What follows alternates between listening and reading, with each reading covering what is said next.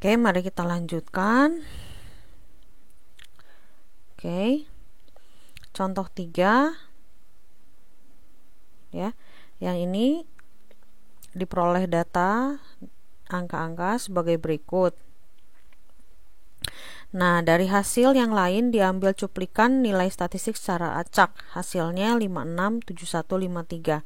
Maka diminta untuk menghitung nilai duga rentang beda dua rata-rata, mu1 dan mu2.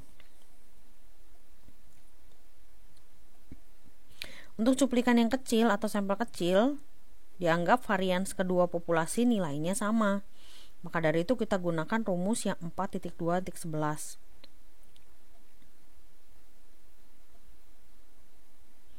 Nah, maka kita hitung seperti ini. Ini adalah kelas pertama, ini adalah kelas kedua. Kelas pertama ini pengamatannya ya. Kita hitung rata-ratanya dulu, diperoleh 74. Maka X dikurangi X bar. Jadi ini 64 dikurangi 74 minus 10. Lalu 66 dikurangi 74 minus 8. 89 minus 74 dapat 15. 77 dikurangi 74 dapat 3. Lalu dari sini dikuadratkan ya, XI dikurangi X barnya ya, lalu dikuadratkan, diperoleh hasil seperti ini, dapat 398. Lalu pengamatan kedua dilaksanakan dengan cara yang sama.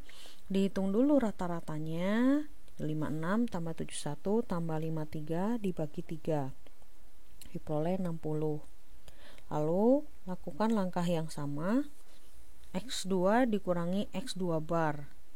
56 dikurangi 60 minus 4. 71 dikurangi 60 11. 53 kurangi 60 minus 7. Setelah itu dikuadratkan ya. Jadi dari X dikurangi X barnya dikuadratkan, diperoleh 186.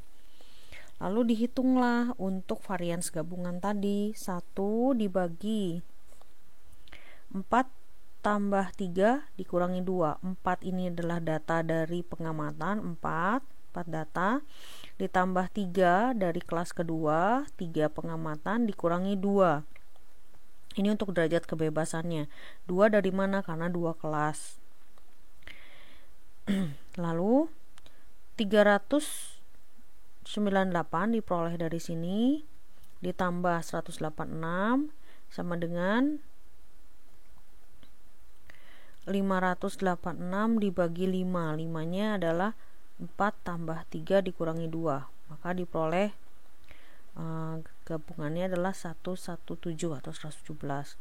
Maka masukkan dalam rumus 74 dikurangi 60, yaitu rata-rata kelas pertama dikurangi rata-rata kelas kedua, plus minus 2,571. Ini diperoleh dari tabel T, dikali 1,17 dikali 1/4 ditambah 1/3. 1/4 adalah 4 dari sini, dan 1/3 dapatnya dari 4 ya, 3 data. Maka diperoleh 14 plus minus 21.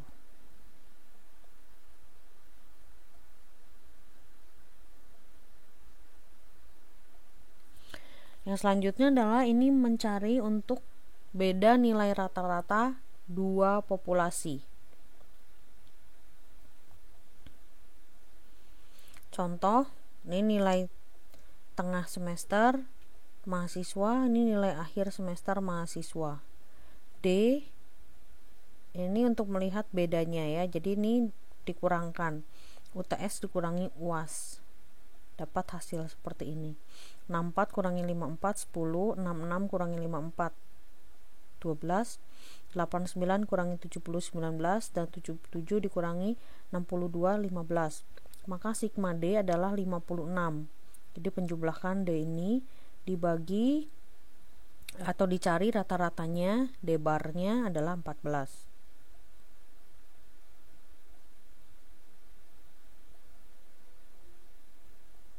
Nah, dari data tersebut Anda diminta menghitung nilai duga rentang untuk beda dua rata-rata hasil prestasi kelas tersebut di atas berdasarkan cuplikan keempat mahasiswa dalam contoh di atas. Cari S kuadrat D dulu. Nah, kita bisa gunakan tabel ini untuk mempermudah. Diperoleh tadi D barnya 14, maka hitung D dikurangi D bar. 10 kurangi 14 minus 4, 12 kurangi 14 minus 2, 19 minus 14 5, dan 15 minus 14 1. Lalu masing-masing data tersebut dikuadratkan. Minus 4 dikuadratkan jadi 14, jadi 16. Minus 2 dikuadratkan 4, 5 dikuadratkan 25, 1 dikuadratkan 1. Maka total 46. S kuadrat D sama dengan 46 dibagi 3, diperoleh 15,3.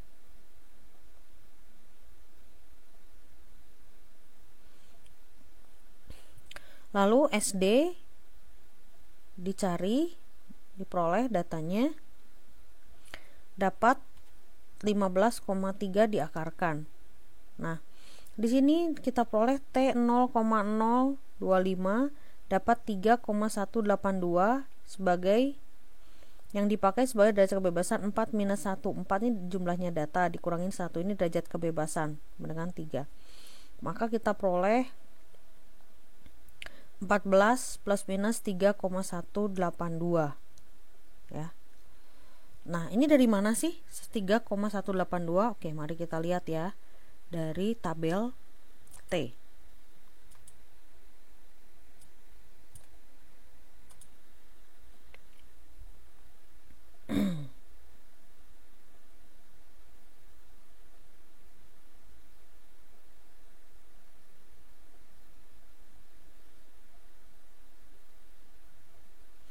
Oke, kita lihat tabel T tadi kan 0,025.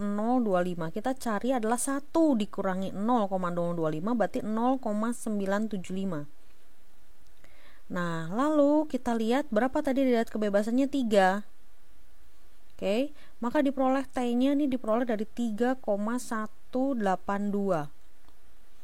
Ini ya. Jadi T-nya adalah 0,025. Maka kita cari untuk tabel T di sini adalah 1 dikurangi 0,025, maka diperoleh 0,975. Lalu dengan derajat kebebasan 3, maka diperoleh 3,182. Oke, cepat ya. Inilah cara mencari untuk tabel T. 3,182. Nah, jadi hasilnya nilai duga rentang beda dua rata-rata adalah hasil seperti ini. Hasil kedua ujian untuk seluruh kelas adalah 7,8 sampai 20,2. Jadi secara tersirat nilai duga rentang kita tidak mencakup nilai 0. Maka rata-rata nilai seluruh kelas dalam kedua ujian berbeda secara makna. Sedangkan untuk contoh 3, rentang contoh 3 ini mencakup nilai 0 yang berarti berbeda prestasi dari kedua ujian kelas tersebut yang tidak bermakna.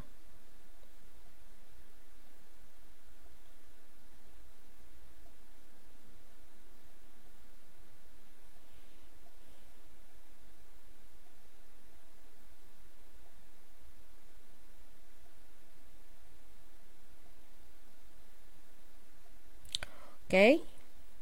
Selanjutnya untuk proporsi populasi. Ya. Di sini Pi sama dengan P plus minus 1,96. 1,96 ini adalah kondisi tadi ya, tabel Z dengan tingkat kesalahan 5%.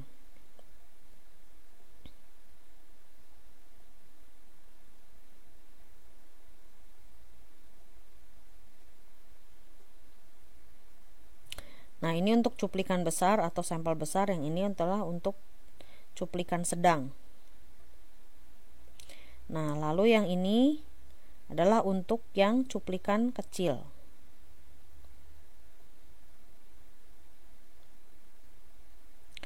Nah, sedangkan kalau ini adalah rumus untuk yang berbeda proporsi. Ini untuk cuplikan besar, tidak ada untuk cuplikan kecil. Nah, diperoleh atau didapat 11 orang pendukung Partai Demokrat dari 20 orang diwawancarai dari penelitian acak. P sama dengan 11 dibagi 20 adalah minus 0,55. 0,55 bukan minus ya, 0,55.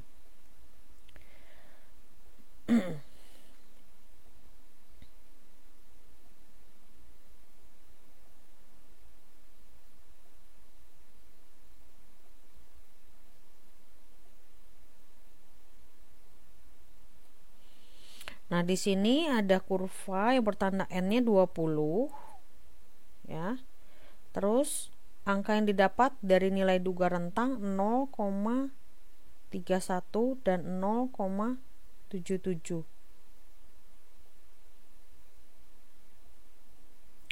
Nah, ini ada berbeda dengan penduga rentang terdahulu, yaitu rentang di bawah dan di atasnya tidak setara. Proporsi cuplikan 0,55 dari nilai 0,31 yang memiliki beda minus 0,24 dan plus 0,22 ke 0,77. Contohnya ya, penelitian yang dilakukan sebuah perusahaan sabun cuci dengan mengambil cuplikan acak sebesar 200 orang. 140 mengatakan memakai produk tersebut dan menyukainya. Pakai 95% kepercayaan. Peluang 140 dibagi 200. Oke, diperoleh 0,7. Maka 0,7 ditambah atau plus minus 1,96 dikali akar 0,7 dikali 1 minus 0,7 dibagi 200. 200 ini adalah N-nya. Maka diperoleh hasil seperti ini. Ini adalah rentang untuk dua proporsi.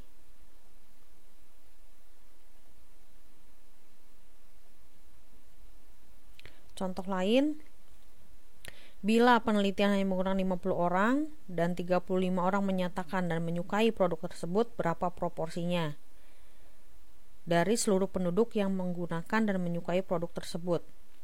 Peluang sama dengan 35 bagi 50. Jadi 0,7 adalah orang yang menyukai produk tersebut. Oke. Kita masukkan 0,7 plus minus 1,96 kali akar 0,7 dikali 1 dikurangi 0,7 dibagi 50, maka diperoleh 0,7 plus minus 0,068 dikali 196, atau dihitung dapat 0,573 lebih kecil dari mu, dan mu lebih kecil dari 0,827. Artinya, proporsi seluruh penduduk yang menggunakan dan menyukai produk tersebut 57,3% sampai 82,7% dengan derajat kebebasan 95%.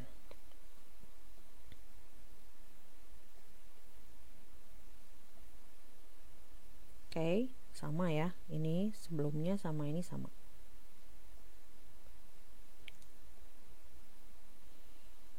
Oke, demikian untuk modul ke-6 berkaitan dengan teknik cuplikan atau sampling untuk pendugaan sampling.